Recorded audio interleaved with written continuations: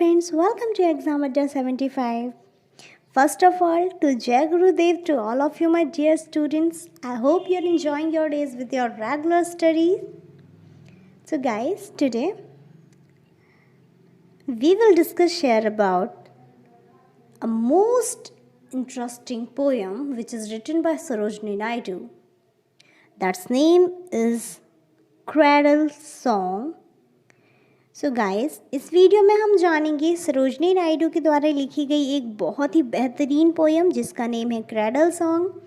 किस तरह इस पोयम में सरोजनी नायडू ने एक गीत को एज अ पोयम में यहाँ पर हमारे सामने रखा है, हम इसे हिंदी में यहाँ पर एक्सप्लेन करने वाले हैं। सो बने रहिए हमारे साथ, देखिए हमारा पूरा video till the end. So let's start, don't waste your time. Okay, first stanza says about from groves of spice or fields of rice athwart the lotus stream I bring for you aligned with dew a little lovely dream। तो ये था हमारा first stanza जिसकी कुछ lines हमें दी हुई थी। अब हम इनका एक्सप्लेनेशन देखेंगे। यहाँ पर फर्स्ट ऑफ ऑल मैं आपको बताना चाहूँगी, the poem is a mother song to her child. यह पोएम एक माँ के द्वारा गाया गया एक गाना है जिसे बच्चे के लिए गाया गया है। She creates visually beautiful images to make sure the child has pleasant thoughts before falling asleep.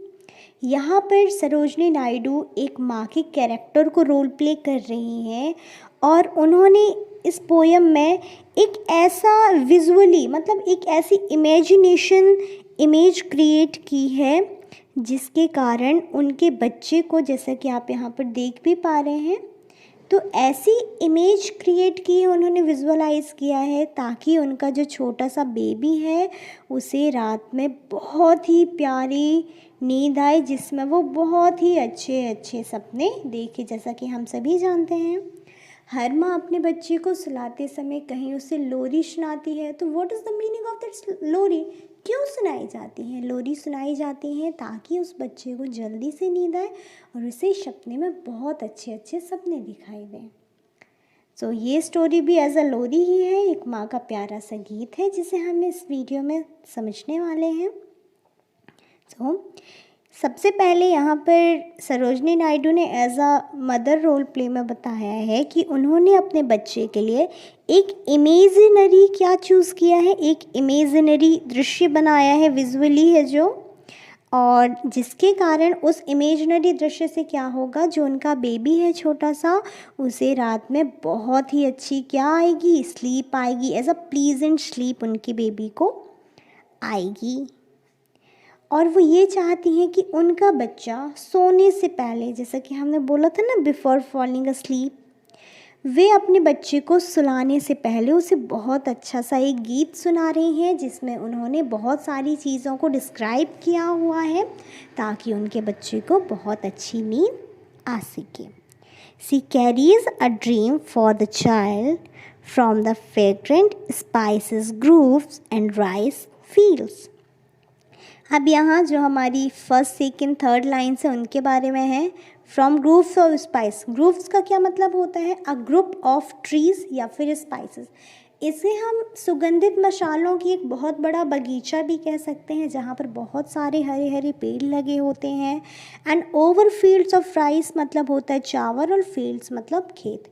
तो जो उनकी माँ है, ये जो बेबी दिख रहा है आपको, इस बेबी की जो माँ है सरोजनी नायडू, वे अपने बच्चे के लिए एक इमेजिनरी ड्रीम क्रिएट कर रही हैं जिसके लिए वो कहती हैं कि वो अपने बेटे के लिए, अपने बेबी के लिए चावल के खेतों से होते हुए सुगंधित मसालों के बगीचे तक जाकर अपने बेटे के लिए एक छोटा सा सपना चुरा कर लाई हैं। Athwart the lotus stream I bring for you. और साथ ही कहती हैं, ऑथर्ड मतलब क्या होता है गाइस? ऑथर्ड मतलब होता है बोथ ऑफ साइड्स, है ना। तो यहाँ पर माँ कहना चाहती हैं कि मैं अपने बच्चे के लिए जो एक विजुअली ड्रीम लेकर आई हूँ, चुरा कर लाई हूँ, उसकी सुगंध बिल्कुल कैसी है?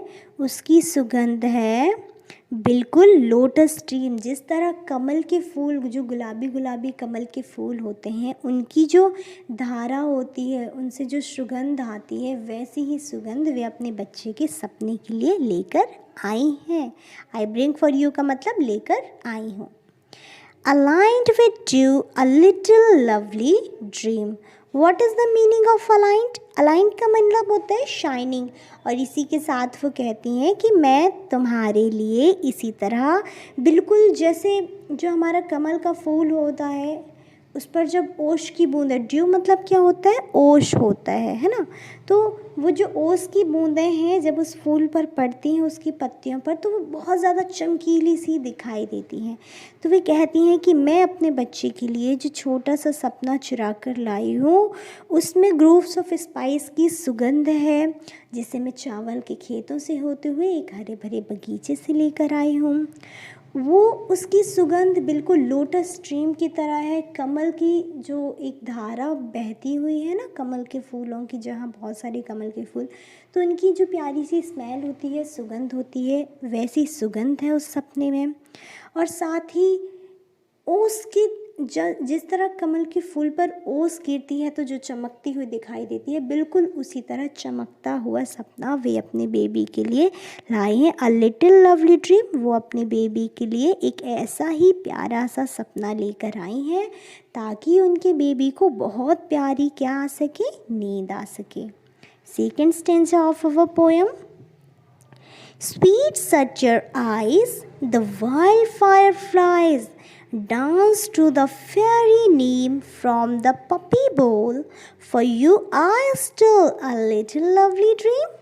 अब सेकेंड स्टेंजा में सरोजिनी नायडू क्या बताना चाहती हैं? सेकेंड स्टेंजा में जो सरोजिनी नायडू हैं वे बताना चाहती हैं कि the mother ask her child to shut his eyes. अब यहाँ पर जो माँ है सरोजिनी नायडू, वे अपने बेटे को कहती हैं कि बेटा अब तुम अपनी आँखें धीरे धीरे बंद कर लो and imagine the fire flies glowing in the dark. और अंधेरे के समय अपनी आंखें बंद करके इस तरह इमेजिन करो जैसे कि तुम्हारे चारों ओर परियां। फायर फ्लाइज का क्या मतलब होता है? फायर फ्लाइज का मतलब होता है जुगनू, जो रात में नहीं हमें चमकती हुई बहुत दिखाई देती है अंधेरे में। तो कहती हैं और ये इमेजिन करो कि तुम्हारे चारों ओर जुगनू डांस कर रही हैं and flying around your head, और तुम्हारे सिर के चारों ओर वे जुगनू डांस कर रहे हैं। Dance to the fairy neem the wild fire flies from the poppy bole for you I stole a lovely dream.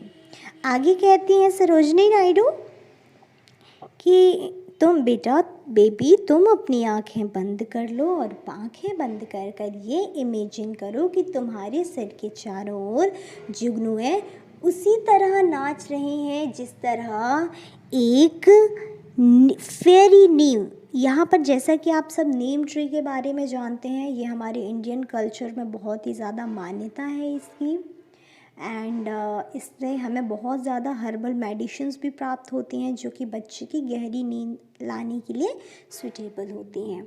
सो यहाँ पर सरोजिनी नायडू ने नीम की तुलना परियों से की है, करते हुए कहती हैं, जुगनुओं से करते हुए कहती हैं कि ऐसा इमेजिन करो कि तुम्हारे सिर के चारों ओर जुगनू डांस कर रही हैं, परियां डांस कर रही हैं, बिल्कुल उसी तरह जिस तरह नीम के पेड़ के चारों ओर घने काले अंधेरे में जुगनुएं डांस करती हैं और रात का मज़ा लेती हैं। उसी तरह तुम भी इमेजिन करो कि तुम्हारे चारों ओर परियां डांस कर रही हैं। From the poppy bole for you I stall, और इस तरह से वो कहती हैं कि मैंने तुम्हारे लिए, मतलब पॉपी बॉल का क्या मतलब होता है? पपी बॉल मतलब होता है फ्लावर एंड ग्लीम मतलब होता है शाइन करना। तो कहती हैं इस तरह फूलों से सुगंधित सा फूलों के जैसी अपनी पंखियाँ, आँखों की जो पंखुड़ियाँ होती हैं ना, उन्हें फूलों की तरह स्विफ्ट कहा जाता है एज अ फ्लावर। सो सरोजिनी नायडू कहती हैं कि अपनी पंखों मतलब फूलों की सी पंखों वाली पंखुड़ियों को अपनी आँखों को बंद करो और एक अच्छे से प्यारे सपने में खो जाओ जो मैं तुम्हारे लिए चुरा कर लाई हूँ। Third stanza of that poem, last stanza कहता है, Dear eyes, good night. In golden light, the stars around you gleam. On you I praise with soft caress, a little lovely dream. Third stanza में जो सरोजनी नायडू है वे कह रही है, आप भी अपने बेटे को रात में, क्योंकि उनके बेबी ने आंखें बंद कर ली हैं, तो वे अब अपने बेबी को रात में गुड नाइट कहती हैं। डियर आइज़, गुड नाइट प्यारे से बेबी, मैं तुमसे गुड नाइट कहती हूँ। और गुड नाइट कहकर वो अपने बेटे से लास्ट कुछ लाइंस कहती हैं, इन गोल्डन लाइट, इस चमचमाती सी शाइनिंग करती हुई गोल्डन लाइट में तुम अपनी आंखें बंद कर लो और गहरे से सपने में खो जाओ ताकि तुम्हारी नींद बीच में टूट ना पाए। The stars around you gleam, on you I praise. ये रात जो है बहुत गोल्डन दिख रही है क्योंकि आसमान में चारों तरफ तारे निकले हुए हैं। ऑन यू आई प्रेस, और इस तरह कहती हुई वे अपने बेबी को प्यार से लविंग टच देती हैं। जेंटल टच या फिर लविंग टच, या फिर हम इसे कह सकते हैं प्यार से वे अपनी बेबी को सहला रही हैं हाथों से और उसे प्यारी सी नींद आने के लिए कहती हैं। विथ सॉफ्ट केयरस, वे उसे जेंटल टच देती हैं। अ लिटिल लवली ड्रीम, और कामना करती हैं कि उनके बेबी को रात में बहुत प्यारी नींद आए जिसके कारण उनके बेबी की नींद बीच में ना टूटे, डायरेक्ट वो सुबह ही जागे और उनका बेबी हंसता खेलता अपनी लाइफ स्पेंड करे। तो ये थी पोयम जो कि रिटन किसके द्वारा लिखी गई थी, सरोजनी नायडू के द्वारा। आई होप आपको ये पोयम बहुत पसंद आई होगी। एक मदर के सॉन्ग के रूप में इस पोयम को यहाँ पर क्रिएट किया गया था। So I have explained here guys. After this poem आपके लिए कुछ ग्लॉसरीज यहाँ पर दी गई हैं। यदि आपने ग्लॉसरीज कॉपी में नोट नहीं की है सो प्लीज़ नोट डाउन कर लीजिए। And after this glossary you have to write these, choose the correct one, only 3 choose the correct one है। सो इन्हें भी आपको अपनी कॉपी में नोट करना है यदि आपने नहीं किया है तो। इसके बाद आपको कुछ यहाँ पर कुछ फिल इन द ब्लैंक्स दिए गए हैं ग्रामर वाइज, ये भी आपको अपनी कॉपी में नोट करना है। आप यहाँ पर स्क्रीनशॉट ले सकते हैं इनका। एंड इसके बारे में जो भी इंफॉर्मेशन है कि हमने कहाँ क्या क्यों यूज़ किया है, हम अपने ग्रामर वीडियोस में आपको धीरे धीरे सब एक्सप्लेन कर देंगे। सो आपको अपनी कॉपी में ये नोट करना है। इसी के साथ ये कुछ other fill in the blanks हैं, ये भी आप चाहें तो आप अपनी बुक पे ही इसे नोट कर सकते हैं स्क्रीनशॉट लेकर। इसके बाद आपके कुछ क्वेश्चन आंसर्स हैं। वैसे तो आपने नोट कर लिए होंगे बट फिर भी नोट कर सकते हैं। यदि आपने नहीं किए हैं और कर लिए हैं तो बहुत अच्छी बात है। यहाँ पे अपना आता है क्वेश्चन नंबर 3 एंड उसका आंसर, और ये है अपना क्वेश्चन नंबर 4 एंड इसका answer. So I hope guys आपको ये वीडियो बहुत पसंद आया होगा। यदि आपको मेरा वीडियो पसंद आया है so please click the bell icon and subscribe our YouTube channel to more notifications. Thanks for watching.